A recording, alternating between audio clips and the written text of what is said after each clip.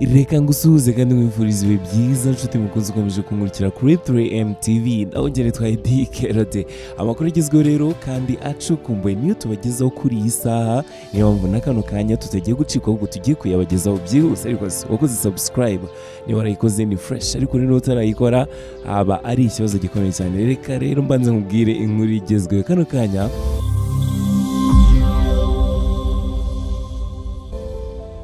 Mu minsi yatambutse hari ikiganiro cyagiye ahagaragara cya Mutesi Scovia yacije kuri YouTube channel yitwa gutyo iryo zina nkubwiye, arimo avuga ku bintu byinshi bitandukanye ariko rero akomoza ku kintu cyo kuvuga ko Sabe Isimbi TV muri rusange ngo yaba ikorera ubutuzi cyangwa se ubutuzi bukorerwa ku mbuga nkoranyambaga. Ubwo nyine ndakubwira ku bijyanye n'inkuru ya Kanimba yakozeho uyu ndavuga muri Sabe, hanyuma Scovia yitera comment avuga yuko Kanimba ngo amafaranga yavuye mu gikorwa cyo kumufasha atumva neza aho yaba yaragiye, nyine ashaka kumvikanisha yuko ibi byakozwe mu buryo butanoze neza. Hanyuma rero muri Sabe yahise amusubiza amubwira yuko anamunenga bikomeye cyane, amubwira yuko mu gihe aba yarabibonyemo ikosa yakaba yaranyuze ku ruhande akabwira ikibazo kiri aho kuza avuga nk'umuyobozi wa RMC, avuga yuko yafashe uruhande kandi ibi atari byo n'ibindi byinshi nagiye kubwira muri kino kiganiro. Hanyuma ibyo byo reka mbisoreza aho ngaho nigarukire ku kibazo cya Chita n'ubundi hamwe na Murongi Sabe. Iki kibazo giteye gite? Ni ibiki bigiye kujya ahagaragara? Ni ibiki twiteze kumva? Reka nkureke wumve space ya Godfather, hanyuma njyewe ndagaruka mu kanya nkubwira ibiri buze ko byajya ahagaragara. Nitwa Dikerode, mukomeze kugubwa neza mwumva iyi space. Umuntu bita Chita n'uwitwa Sabe ubu turi kuvugana ari nka leta ya Kongo na M23. Ibi yago yarabivuze. Mwaragiye ntabwo ngira YouTube channel. Mwaragiye mufata YouTube channel mugira karema kabaso, uje wese mukamugira ishyamba murabizi. Rero kubona muri kuryana nkuko mwaryaga abandi, reka mbabone mbote. Bafite ukuntu basesera yabona yakoranye n'umuyobozi umwe ikiganiro bayiye abayakasa mutwe ibyo ngibyo nagenda ceceka ndabireka ndamureka uyu mutipe ndamureka. Chita ntabwo uri shyashya, Chita ntabwo uri mwiza. Urumva akajya ajya kwa Karara akagira ngo urana imbere iri kurya umuntu iri kurya intuza imbere iri kurya umuntu kuri bikora igenda yagenda gihuha. Ubundi ku muntu uko tubizi Chita yari umuntu wa Sabe kuko kugeza kuri extent atari gukora ikosa rituma Sabe ahura n'ikibazo. DCTV Rwanda. Avuga ngo yaravuze ngo Imana zikugira icyamamare zikagushyira imbere cyane, zakurambirwa zikaguteza ibisazi ukisenya. Biravugwa ko bivuze ko ntago biri showa, bivuze ngo ntago biragaragara. Biravuga ko umuntu bita Chita n'uwitwa Sabe ubu turi kuvugana ari nka leta ya Kongo na M23. Ibi yago yarabivuze. Biravugwa ko ari nka M23 n'ingabo za leta cyangwa Ukraine n'Uburusiya. Ni nka Ukraine n'Uburusiya. Aha ni nyuma yuko umuntu bita, ariko ngemo hagati yabo bose nta numwe ndijera, buri umuntu bita Chita naneze ko ari umuntu mwiza, ariko Chita genda iyo hirya uruburoro nk'abandi bose. Urumva hari ibyo ntashobora kuvugira ngaho ko nabifitiye igihamya, nabifitiye evidence, ariko uri umuntu w'imbwa cyane buriya. Urumva uri umuntu w'umusenzi cyane ku buryo ngewe ntabwo ngewe mbikubwira uhari cyangwa udahari, wambereye ikiwerewere ndabimenya. Urumva reka mwesurane. Iyo ubaye n'ijyarya ukagira ishusho wereka uzindukana, iyo wereka abagukurikira ukagira n'ishusho ya roho ikuri mudashaka kwereka abantu, end of the day yagenda iragenda igasimbura ya roho mbi kurimo ikagaragara. Ngenda bamenya buhoro buhoro, ntabwo ibi bintu mfite amatsiko yo kubireba, ariko nshimishijwe no kwesurana kwanyu kuko mufite ukuntu mwari mwarubatse akazu kadafite umuntu gatuyemo, mushaka gufata town cyangwa mushaka gufata platform mukazigira uturima tw'abasco. Dore aribyo nabivuge. Kwesurana kwanyu ni urugero rwiza cyangwa ni impamvu nziza yo gutuma ibyo bintu byo gukora udutsiko nk'utwa Boko Haram ducika. iyo muriye barigira namwe mukaryana. Rero iyi bombori bombori iri hagati ya Chita na Sabe, I wish ko byaturika bikajya hanze nk'abota, kuko hagati yanyu mwese nta n'umwe nishimiye, nta n'uwo nanga, ndi hagati. Ni ukuvuga ngo bombori bombori yanyu iranshimishije kuko ni mwebwe muri aha ngaha mugenda mukishyira inyuma. Ni byinshi ntashobora kuvugira aha bitaza guhinduka amatiku, ariko bombori bombori yanyu irandyoheye, ndashimishwa nayo, iranshimishije mu yandi magambo. Nimwesurane, nimwesurane, mutikurane. Biravugwa ko nyuma y'ikibazo cya Karara na Sabe, aho Karara agendeye hariya, ngo Chita ntabwo yabashije gufata sayidi ya Sabe. Urumva, niba Chita yaramugiriye ishyari ko Sabe yabaye successful kumurusha, ntumbaze impamvu yamugiriye ishyari. Sinzi ufite ishyari, niba hari amashyari simbizi, ariko nta mwuka mwiza uri hagati ya Sabe na Chita. Ku ruhande rwanjye izi ngizi ni imana za Yago ziri kubateza ibisazi mukisenya. Nimwirangiza n'ubundi nta keza kanyu. Nta ruhande mfite, nta sayidi mfata njyewe, nta sayidi nafata muri ibi bintu. Ariko yaba Chita ntabwo uri mwiza, Sabe we ntabwo mbizi, Sabe ntabwo mbizi, ariko Chita uri umunyeshyari, Chita uri umunyeshyari. Ibi nabihagararaho nuko najya nkomeza ibintu, ubikoreye umuntu murenze umwe cyangwa babiri, uri umunyeshyari gahatsindwa n'Imana. So hagati aho ngaho rero, njyewe sinjya mvugira Nyiramivumbi kumuvumba, ntabwo njya mvugira Nyiramivumbi kumuvumba. Iyi bombori bombori ivugwa hagati ya Sabe n'umuntu bita Chita, ntegereje kuyirebesha amaso abiri. Godfather ntawe njya kwandika, abwiza ukuri nkabireba. Nimuze mbote, ndabota kuko ndabota.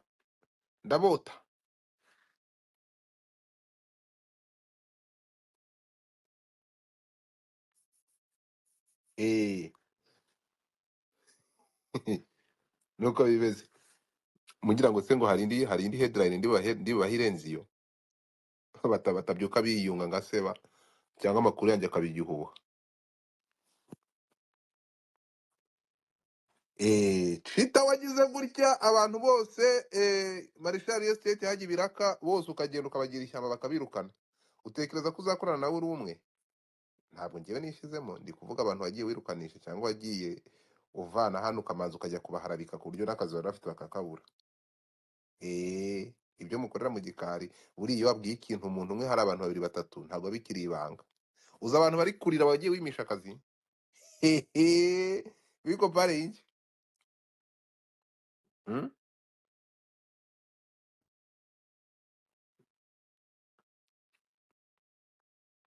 Ugende wisubireho wirebe. I wish murabizi ko najya breaking news. Tegereje nta bindi burenze kuri izi nkuru.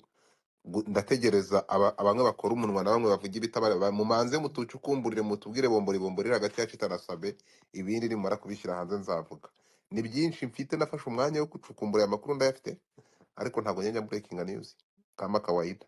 Ndabategereje nimara kwesurana byose nzabimena hasi, ariko ndabategereje nabagenze runono, kuko namwe ntabwo muri beza. Nabagenze runono, amakuru yanyu ndayafite, ntegereje ngo time iterene. Murabizi, reka mumanze mu birunde hanze, kuko ndabizi ko nko mu minsi 3 muri buze kubishyira hanze byose. Ibintu bimara kujya hanze nanjye nzaza mvuge amakuru mbafiteho. Byose nzaza nanjye mena umuceri wose mu runde hasi, ariko nzabikora bamaze ku breaking news. Iyi bombori bombori iri hagati ya Sabe na Chita,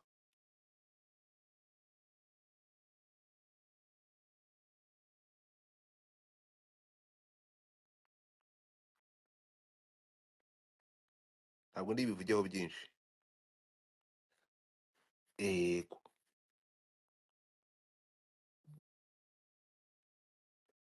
Ibiganiro byagiye bikorerwa hagati y'abakunzi babo ku matelefone ndabifite hano. Niba ndibuze harya gushyiraho gutanga chat z'umuntu biremewe, gusharinga chat biremewe cyangwa ntabwo byemewe.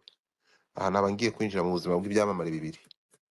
Urumva, Chita ntabwo ngukunda, nta nubwo nkwanga, uri hagati aho ngaho, ko ntabwo tuziranye, ntiwambonye. Na Godfather ntabwo agira amarangamutima ya muntu, ubwo ntabwo Godfather ari umuntu. Ejo bundi waraje hano uravuga ngo abantu bakora ama space bameze nk'imbeba. urabizi ko imbeba yinjira ikinjira mu nzu ikinjira mu gikuta cy'inzu ibyo uvuga byose ikabyumva. Watwise imbeba natwe tuzaza tukurira imyenda. Ntabwo njya nibagirwa bivuze akiza iminsi. Nyuma yaho tukubwiye ko byatubangamiye waragiye uraceceka, natwe nzinjira mu nzu yawe nkurira imyenda mpaka.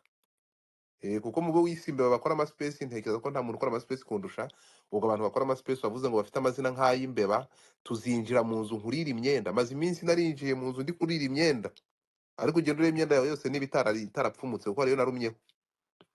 I'm waiting for you kuko ibyo bintu ni bimwe ni ibyabereye ku mugaragaro biri hanze, ariko ibindi wagiye ukora urabizi, ibyo kwa Marshall Real Estate wakoze urabizi, byose ngo difata amakuru mba nyafite urabizi, sinjye njyenyine urabizi. Abana b'ama YouTuber barashaka gukoresha ukuntu wabakashije kandi ukagenda hirya ukabaharabika, byose tuzabirunda hanze.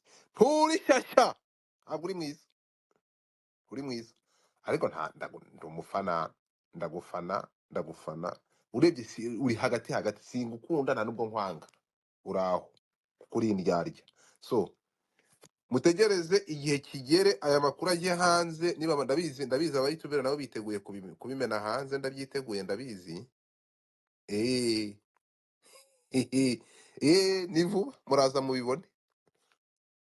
Ariko rero kwa nte kuba the break njyewe nta murabizi, ntabwo njya breaking news kuko ntabwo mfite ikarita ya RMC, ariko ndabizi abayitubere barashonje. Iyi nkuru mugende muyicukumbure muraza kumbwira.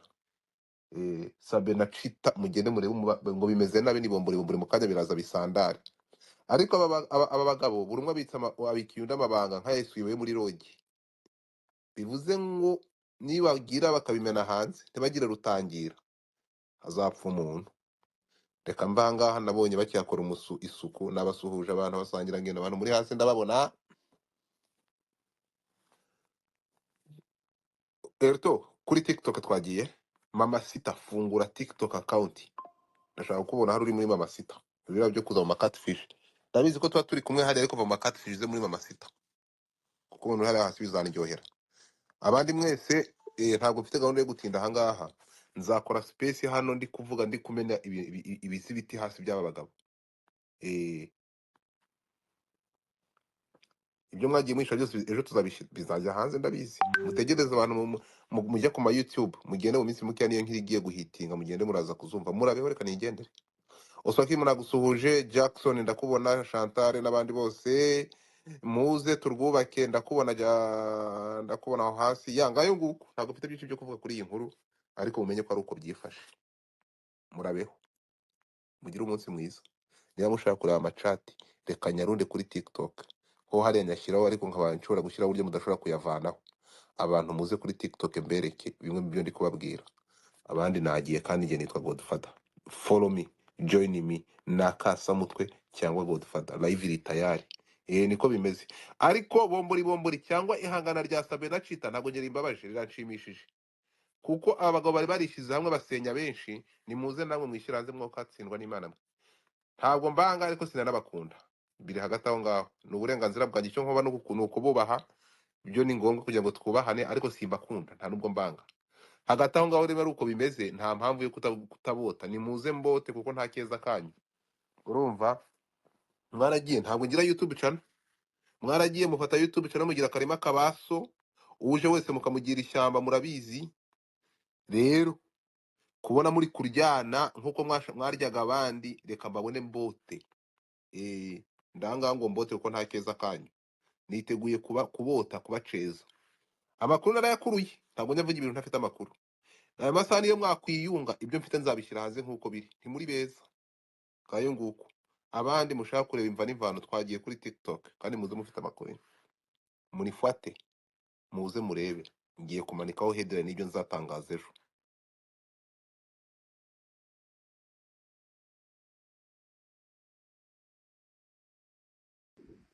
Urumva ibyo bidaceceka ndabireka. Noneho bafite ukuntu basesera yabona yakoranye n'umuyobozi umwe ikiganiro. Urumva kumva isi yose ni yawe. bayi abayakasa mutwe. Ibyo ngibyo nagenda ceceka ndabireka, ndamureka uyu mutipe ndamureka.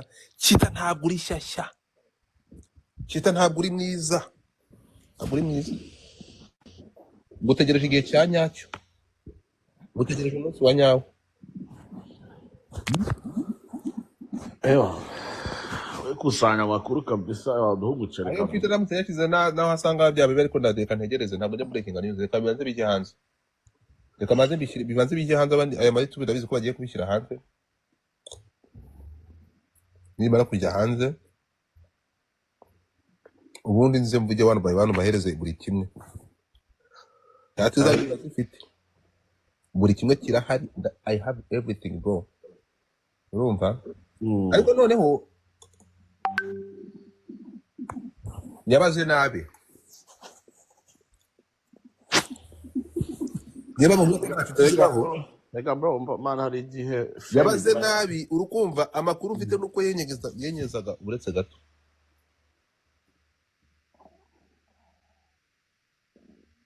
femu yabagiye mu mutwe. Araho bigera umuntu akaba yumva nyine abantu ari untouchable nta muntu wagira icyo amutwara. uyu mugenga Clara ndamenya yitwa nde agira umuntu mpera niwe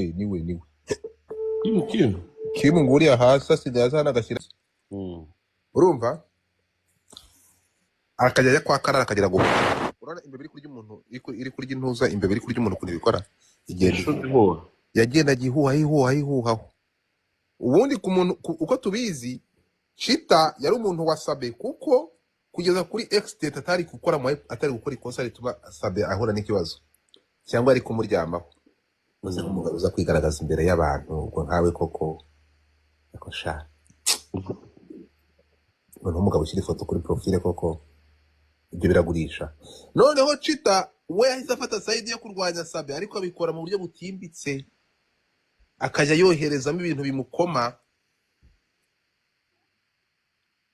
urumva noneho Sabe aho yongeye kwegurira umutwe inkubiri imusize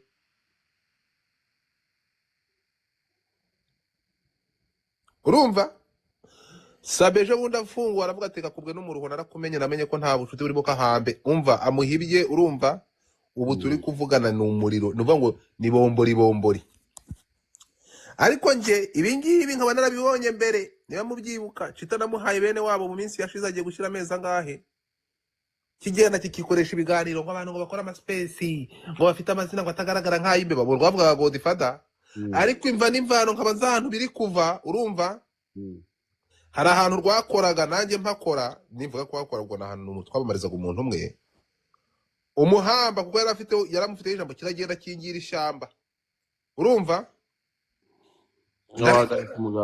ndabimenya ntabwo urumva nta mugati uba urimo bro nta mugati uba urimo ngiye ntabwo ibintu mbikora kubera amafaranga maranye nayo imyaka irenga 5 uranzi ntabwo ngiye ibintu mbikora kubera amafaranga urabizi urumva yego nk'utwo tudolari 2,000 tuje sinaturenze ngo henda dukenyereraho iki gitipe kiragera kingira ishyamba ndabimenya urumva cyaranyira kikana ndakibwira umva no kubwira gahamba ngira umuntu hari kuko ubundi ngiye nshaka kurwana urugamba ndamaza nkabikubwira nkaguteguza tukisurana ubizi ndamubwira ntukakubwa n'umuruho narakumenye ntukongere kuza kubyagira muri space ahangaha ngo nurangize kwivugisha umugambo hari ndakuzi ariko ibingibi byuko agenda yambuza abantu hari kiba kidashaka kigenda kigira abantu ishamba ntabwo cyari kizi ko mbizi n'ubu biri kugitungura urumva bro ndagenda ndaceceka